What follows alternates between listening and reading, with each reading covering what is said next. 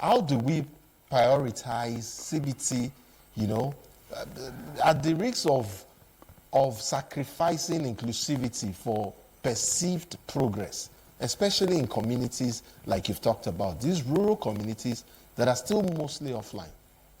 Okay, so we are not far from 2020 when COVID-19 hit. Yes. Most schools went online. Yes. Many public schools couldn't. Was it the fact that the teachers could not operate some of these Teach virtually. virtual technologies?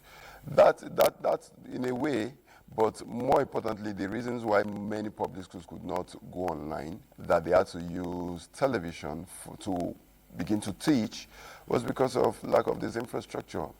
And between that period and now, we've not made a lot of progress when it has to do with closing the infrastructural gap. So it's a major concern.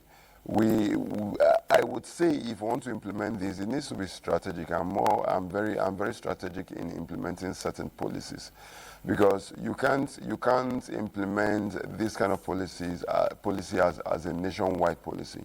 You have to look at it from how tech savvy a region is, okay, or a state is.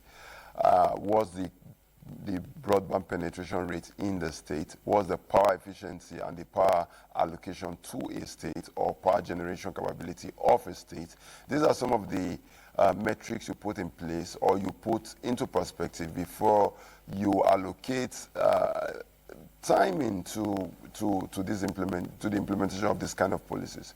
Because, for example, like you've said, states like Lagos, that is largely an urban and suburban area, you can easily implement these policies without issues. But if you want to go to states like Borno and some very deep states like Zamfara and states that we have issues of insecurity now, we may not give them the same projection of implementation as we give to Lagos or Ogun or even Edo State. So progressively, when it has to do with technology, the southern part tends to be more efficient with it. So we should look at doing a pilot.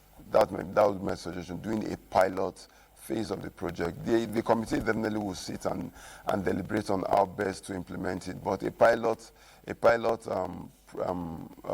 implementation with a state that has that vast infrastructure, that very limited infrastructural gap would be an approach for me if I'm to recommend.